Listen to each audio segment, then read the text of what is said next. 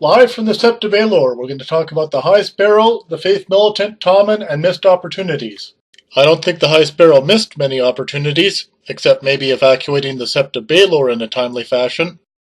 I'm not talking about the High Sparrow, I'm talking about Tommen. When he came out of the Sept of Baelor and walked down those steps, he could have realized Joffrey's dream. Joffrey was a visionary. I don't know what vision Joffrey could have had that didn't involve poking holes in people. We're talking about Joffrey's dream of a permanent standing army. Joffrey proposed establishing a force under the direct command of the king without any intermediary feudal lords. We've seen how when Robb or Jon wanted to fight, they had to coax their bannermen into following.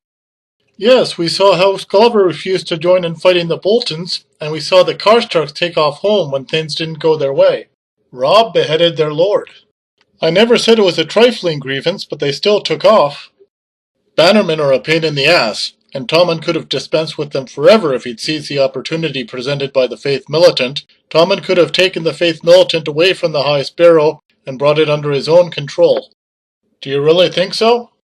Sure, just look at Henry VIII. He took control of the Church in England and cut the Pope out entirely. The Pope wasn't on the scene to sway the situation back in his favor. No, but he was a ruler with immense resources, enormous power, and the tradition of centuries behind him, while the High Sparrow was just a retired cobbler. The situation was so fluid, and it was such a surprise when Tommen stepped out. That was a surprise to Jaime, not to the Sparrow. If Tommen had taken control of the Faith Militant right then and there, it would have stunned the Sparrow more than anyone. Tommen could have said something like, "As king, I'm entrusted with your souls as well as your lives." So Tommen gets to be leader of the Faith Militant. From what I've seen, that involves washing dirty feet and asking prying personal questions like you're the host of Taxicab Confessions. It can be so much more if you start with Henry VIII and end with Oliver Cromwell.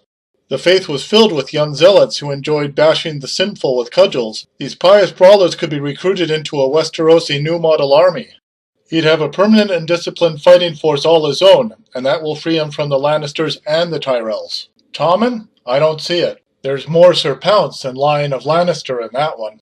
I'm just saying there was a golden opportunity there, not that Tommen was the one to seize it. And I'm not saying that Tommen is Henry VIII or Oliver Cromwell. You know that question in Fight Club? Who would you most like to fight? For me, it's Henry VIII. I'll never forgive him for what he did to Natalie Dormer. I think you mean Anne Boleyn, but you're right, Henry VIII was an asshole. It doesn't matter. Having a standing army means nothing if you can't deal with fortresses. If refractory lords can simply hole up in their castles, your new model army will simply mill around, accomplishing nothing. How do you think Cromwell took Drogheda? Big fucking cannon. The Romans took Numantia and Masada without cannon. Thanks for not mentioning Harrenhal, and you know who, the Conqueror. And that's all the time we have for now, so leave your comments below and see you next time.